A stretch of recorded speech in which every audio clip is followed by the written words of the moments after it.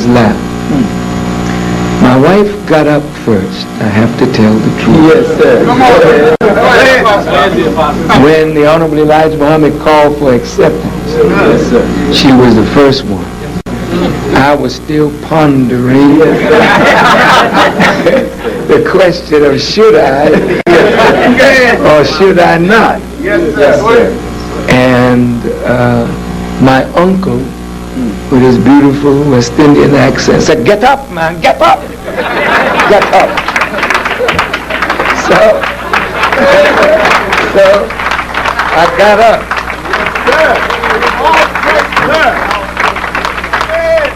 And they gave me my form.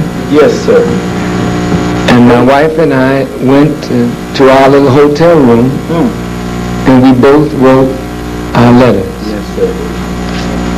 We mailed our letters, but we never got a response. Somehow, Satan came in between our sincere desire to follow the Honorable Elijah Muhammad. So they in Chicago, and we were in Chicago, but they never got the mail. So I came back to New York and I moved here to live. And the first person who opened their door to me was the former heavyweight fighter who made the Joe Louis story, Coley Wallace. And I stayed in Coley Wallace's basement apartment, where you were living, I think, before me. And that's where I first had a bowl of bean soup. In that basement. Yes, sir. And so, I don't mean to take you through the history.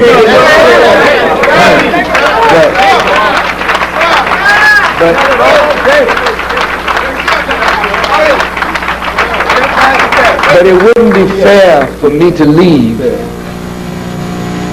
without putting this on the record.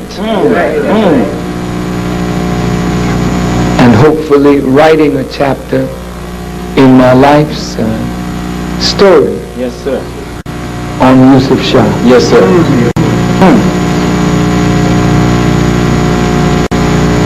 In New York, I met Malcolm, and I never heard a man preach like Malcolm. In fact, I thought that I had met God. The man preached so hard. I said, well, if he ain't God. Yes, sir. Yes, sir. Now, I had just heard the messenger 8 months or so earlier, but I never heard no preaching like Malcolm.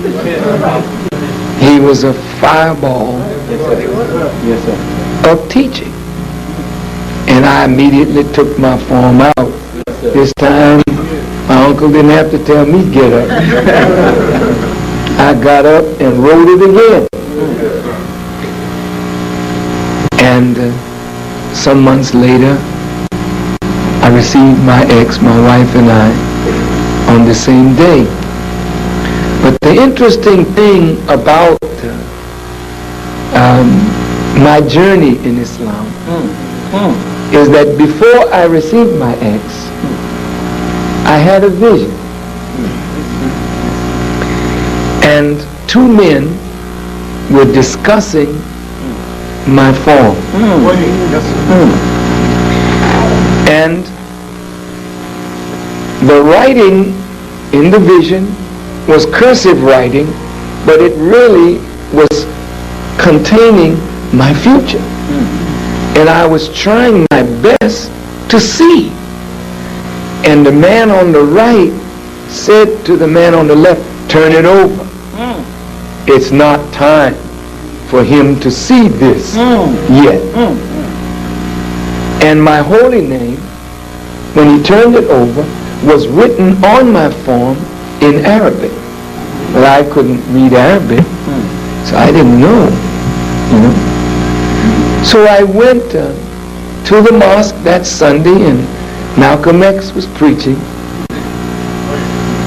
And he went to the board, and he began to write in Arabic a name. I said, that's the same name that was on my form.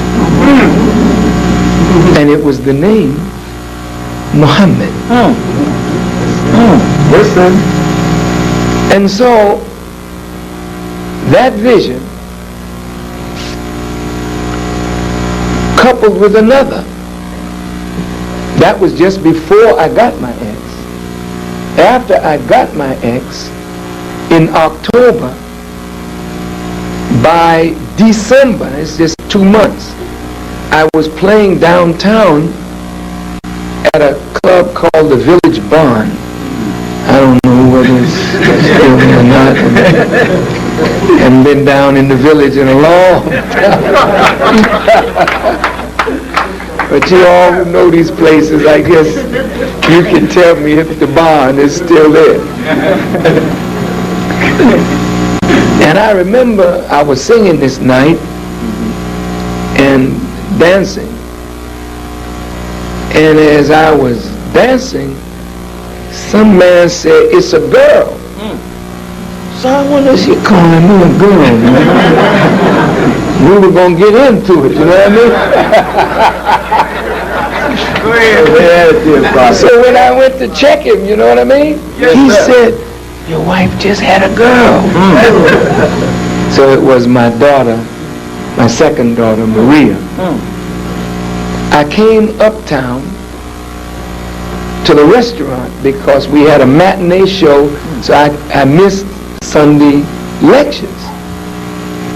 So I came up that evening to get a bowl of bean soup at our restaurant, which was at 120th Street and Lenox Avenue. It was called Temple Number 7 Luncheonette. It's all bricked up now.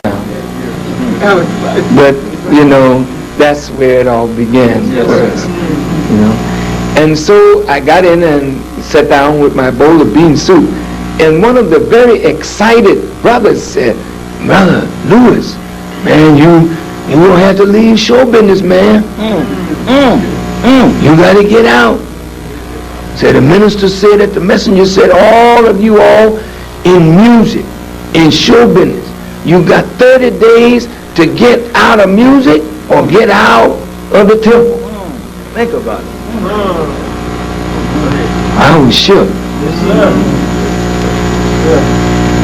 I walked outside the restaurant just to take a breather.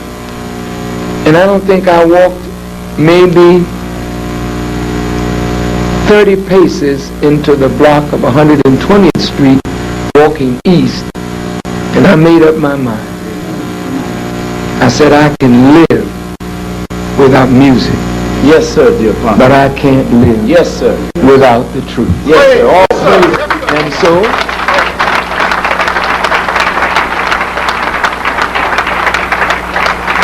since I had 30 days to give it up, I tried to get as much in those 30 days as possible.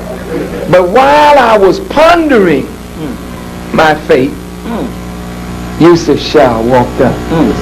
He said, "Brother Lewis, I understand somebody told you something." I said, "Yes, sir, Brother Captain." He said, "Well, you know these zealous brothers."